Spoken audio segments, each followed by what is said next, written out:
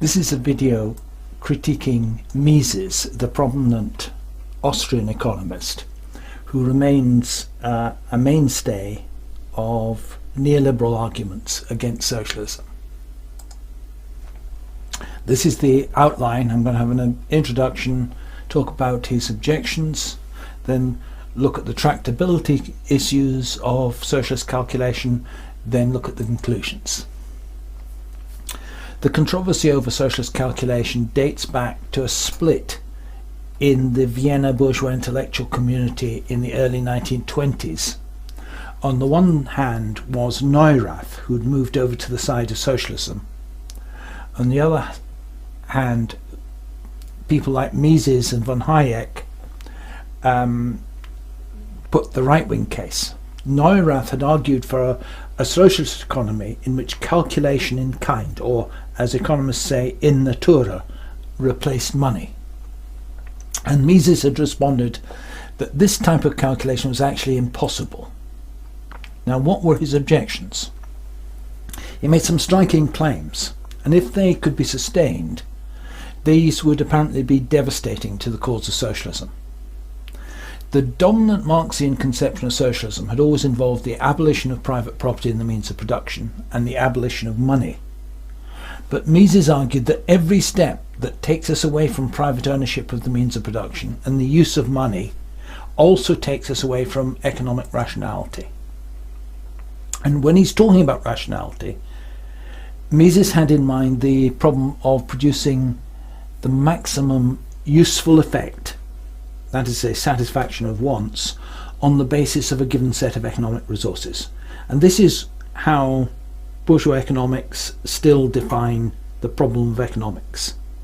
They define it as a technical problem rather than studying political economy, which is the relationship between the incomes of social classes. Alternatively, Mises gave the problem in terms of its dual: how to create the most efficient method of production in order to minimize the resources used to produce a given effect. And he repeatedly returns to this latter formulation in his critique of socialism, with examples like building a major railway line or building a house. His claim is that only the market, by reducing all costs and benefits to the common denominator of money, allows rational comparison of alternative ways of doing things. He asks, how can socialist planners calculate a least cost method of achieving objectives? He goes through a series of ways they might do it and rejects them all. He starts out rejecting Neurath's proposal of calculation in kind, on the grounds that you can't add together quantities of different inputs unless you first convert them to a common unit of measurement, like money. That is to say, you can't have a rational way of combining means of production unless you can cost all the means of production in terms of a single unit, like money.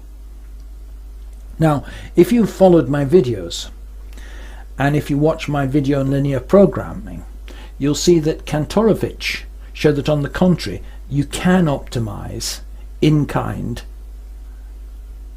without money. His optimization procedures don't depend on monetary calculation. All that they require is knowledge of technology and a planned target. And Kantorovich even got a Nobel Prize in economics for proving this, the only socialist economist who ever did. Now, calculation in the next alternative would be the labour theory of value, and he rejects that as well, but only in a single sentence. He says this suggestion doesn't take into account the original material factors of production and ignores the different qualities of work accomplished in the various labour hours worked by the same and by different people. This thing about the original material factors of production, well, that's a silly objection, since Ricardo and Marx showed how to reduce those to labour. But beyond that, he's confusing concrete and abstract labour in Marx's theory. Yes, it's true that concrete labours do differ, but as contributors to value, all are reduced to the common social substance value, or abstract labour time. In Marx's theory, an hour of work counts as value only insofar as it's a fraction of the total time available to society. It doesn't matter if it's spent weaving, baking, spinning, but from the standpoint of social cost, its abstract human effort is a portion of society's labour time that has been devoted to that activity.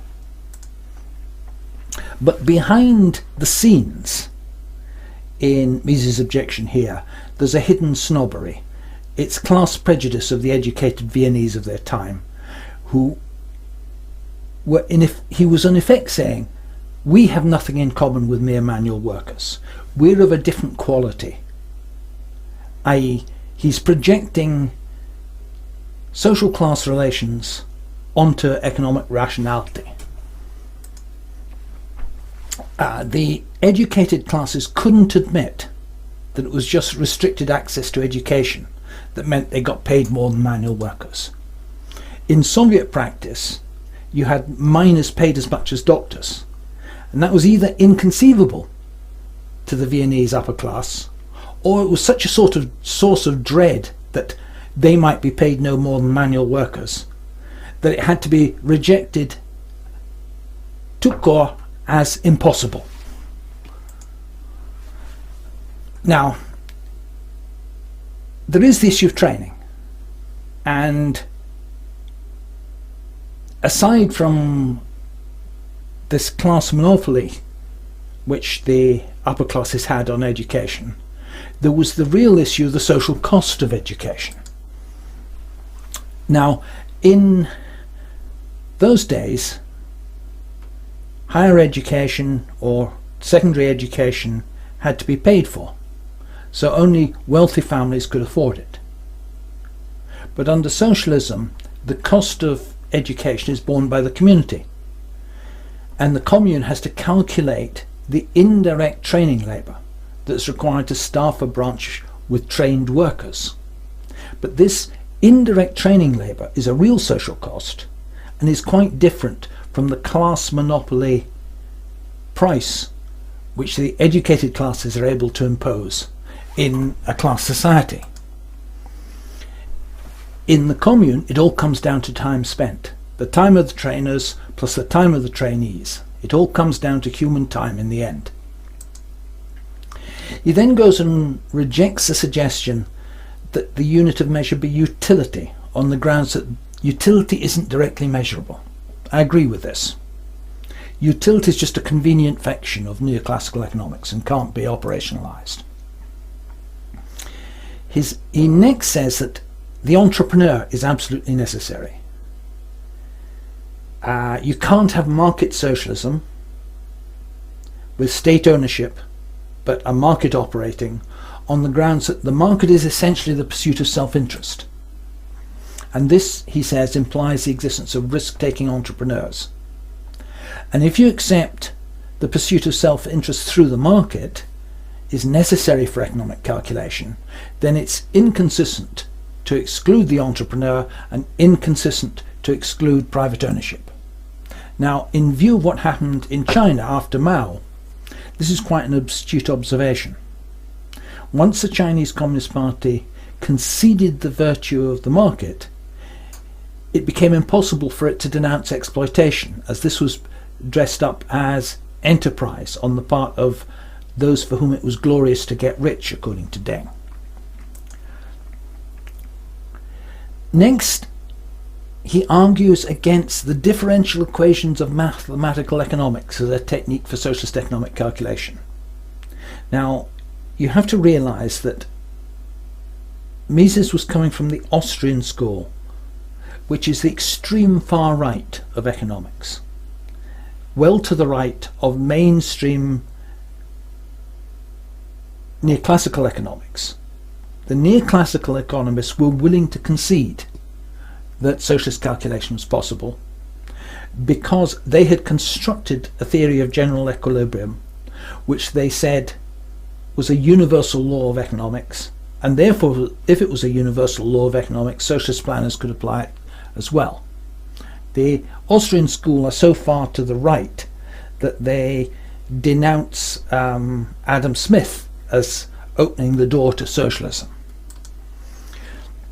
The gist of Mises' argument is that the equilibrium condition described in neoclassical economics is an entirely abstract construction, and it never actually occurs. Now, there's some reality to this, but it doesn't prove that it's impossible to plan how to make the best use of current resources to achieve a given future output, because at this point we're not talking about market equilibrium.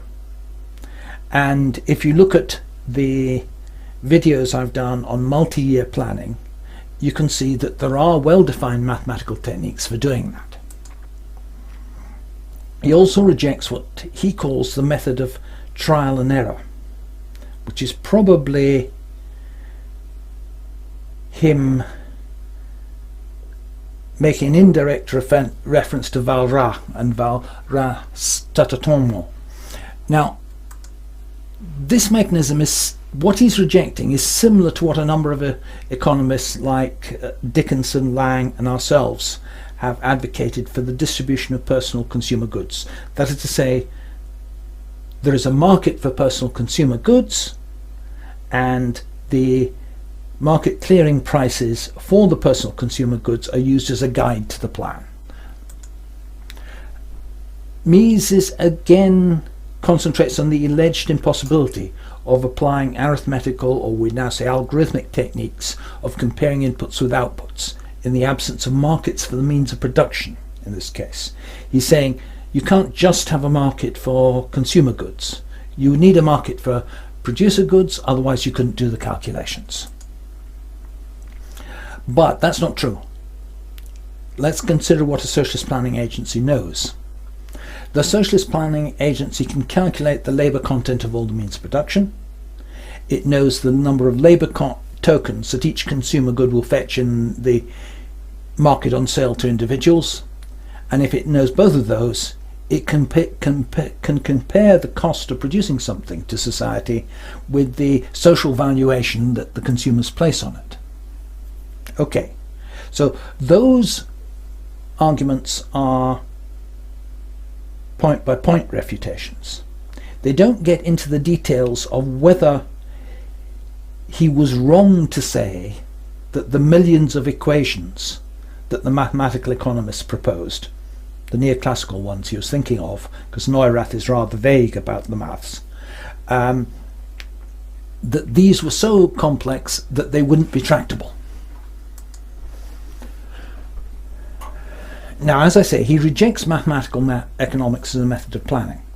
And if maths wasn't available to planners, then, as he predicted, socialist planners would be stumbling in the dark.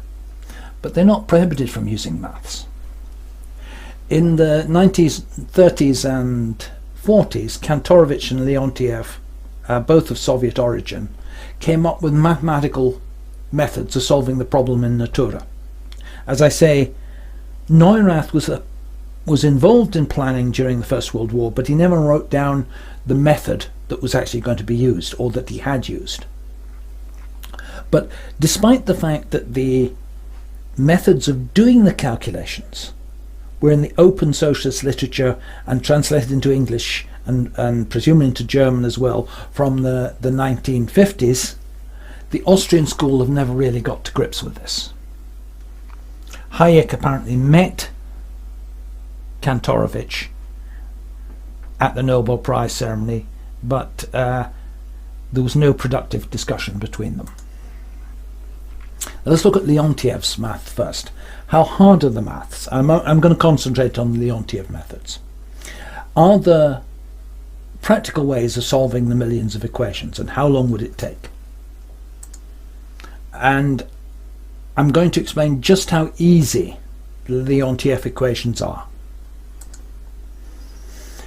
Leontiev gave you a way of deriving the gross outputs of an economy given the net final demand. I've presented this in a previous video, but F is the final demand, O is the gross outputs, A is the technology matrix, I is the identity matrix, and this is Leontiev's formula for working out the gross outputs O that a plan would need in order to meet a particular match of consumption goods F. Well, let's say consumption goods plus next year's investments. Now, the most computationally demanding part of this is matrix inversion. So this whole expression here is a matrix, because it's the difference between two matrices, and the -1 indicates we're inverting it. Matrix inversion is known to be in the same complexity class as matrix multiplication. Naive matrix multiplication is order n3, n to the power of 3. The best algorithms, which I've never tried implementing, but the best algorithms will apparently get this down to n to the 2.37. Now that's quite a big improvement, but still a bit slow. Suppose there are a million products in your economy, million types of use value. Bear in mind that the Soviet detailed plans only went down to about 40,000. Suppose you had a million products. So n is equal to a million. If we raise n to the power 2.37, we get this large number, which is about 165 trillion. Okay? Mathematical operations. How long would that take? Well, I had a video a few weeks ago where I showed how I got my Z620 machine to perform 10 to the 10 floating point operations per second, and it was doing floating point operations per second in matrix calculations. And at that speed it would take 16,000 seconds, which is about 4 hours, 4.5 hours, to do the calculations for a million product economy. It's a bit boring, but it'd be feasible. And this was on a second-hand machine that I paid £500 for. So if an amateur can buy a machine capable of doing it, it's hardly the case that the calculations are too hard. But you can do better than this, because the big problem is that the storage space that you'd need for a matrix of 10 to the 12 elements, that is, say, a million by a million matrix, 10 to the 12 elements, which is about 4,000 gigabytes. Remember, a gigabyte is a 10 to the 9. Assume 4 bytes per floating point value, you're going to need 4,000 gigabytes. That's getting very expensive. That's not something you can buy as an amateur. On the other hand, governments can buy that. But technology comes to the rescue, in this case software technology, sparse matrices and iterative solvers. We talked a lot about this in our first edition of Towards a New Socialism, at which point we described writing the algorithms by hand in C and using linked list representations. But if you use modern functional programming system Julia, all these are available as packages, or same with if you use Python. You just declare the matrices to be sparse and no store is used to solve the 0 elements. Now, why are the 0 elements important? Well, most of the matrix is zeros. The other point is that it's more efficient to invoke what's called a linear equation solver rather than do a matrix inverse. In Julia, if you've got to realize that a matrix inverse is analogous to division. So multiplying by something to the power of -1 is equivalent to division. But Julia gives you a direct division operator, this backslash here, and that runs much, much faster than matrix inverse because it uses a solver rather than explicitly inverting the matrix. And the problem with inverting a large sparse matrix is that the inverted matrix is no longer sparse. So it's not a practical technique for very large matrices. We know that the great majority of elements in a huge I/O table will be zeros, and this allows it to be solved in a sparse time, and provided you don't do any matrix inverse operations, this greatly reduces the runtime, and I'll show you just how much it reduces the runtime. Here is some experiments I did on I/O tables of increasing sizes. only went up to 10,000 elements, because it turns out for running the tests, the time-consuming part was synthesizing the large I/O tables. That was much harder than actually doing the matrix, doing the solving. Now, this is the number of elements you would have if the matrix was a dense matrix, i.e. it's the y equals x squared, because the number of elements in a matrix, square matrix, goes up as x squared. This is the number of non-zero elements, which is growing much more slowly. It's growing roughly 1 to the 1.45. This is the runtime in fractions of a second. So solving the equation for 10,000 elements took roughly 1 second. A 10,000 by 10,000 matrix you could solve in 1 second. And we have an equation here giving the runtime as a function of the number of elements in the matrix. I said I had to construct sparse matrices, because the published I/O tables aren't very sparse. They've only got a few zeros in them. But we know that the fully disaggregated tables that socialist planners use would be sparse. So I simulated the formation of large I/O tables by starting from a real I/O tables and progressively introduced zeros into the structure by a series of repeated doublings of the size of the table, in which I split every industry into 2 sub-industries with the same total value of output and the same total value of inputs, but split between the 2 columns in a way that in some cases one of the industries would use 0 input and the other industry would use 1 input, and the thing was designed to ensure that the total structure of the economy when re-aggregated would be the same. I've given some, you can't look at huge I/O tables, but what I've done is I've reduced every cell in the I/O table to a dot, and if the dot had a non-zero number at a given level of doubling, I show it as a black dot.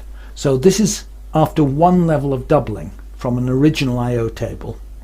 I actually use the I/O tables that were given in the talks I've given before. After 1 level of doubling, you get this 50% grey thing, and as you repeatedly double, it gets sparser and sparser, and you can do as many doublings as you want. I did more doublings than that. I'm just showing the first few. You may notice it has a sort of repeating structure to it. That's an artifact of the algorithm I'm used. That's because the process of construction is self-similar. That means the resulting object you get is a fractal. And a fractal is an object with non-integer dimensions. As I said, the number of cells in a full matrix grows as n squared, and by looking at the plots we could see that the number of non-zeros was growing as power of 1.45. And that's a textbook definition of something which is a fractal. It has a non-integer dimension. And if you look at the graphs, you can see that the time to solve the equation here, the Julia equation, is roughly the same slope as the number of non-zeros, and you can check that out by actually plotting the non-zeros against time. I said those I/O tables are fractal, and the number of non-zeros grows as a power. It's said to be a power law system, and generally you would have the number of non-zeros is x to the a for some a in the region 1 to 2. The example I gave was 1.45. Now that's actually the most pessimistic assumption for the rate of growth of the non-zeros. Gives you a very tractable solution, but it's still a pessimistic assumption. The alternative is to follow intuitions from random graph theory, which I'm not going to go into, which would say it would be bounded by x log x or n log n. This is regarded as just about the best tractability or possibility, and I've assumed that in previous papers. Another even better assumption is to say that perhaps the economy is a small world network, and maybe the number of non-zeros grows significantly slower than x log x. What are small world networks? Well, they're common in social networks, they're common in airline networks, or the internet architecture. In a small world graph, most nodes have only a few immediate neighbors, but a few nodes have very high connectivity. And for example, think of the way you can't fly directly between any two European airports, but if you're willing to go through a couple of highly connected hubs like London or Amsterdam, you can do it in 2 or 3 hops. Now, how can you measure that? Well, I and one of my PhD students measured it a few years ago for the US economy. And to do that, we took the most disaggregated I/O table that the US publishes, about 450 sectors. And we did the obverse of what my simulated disaggregation did. We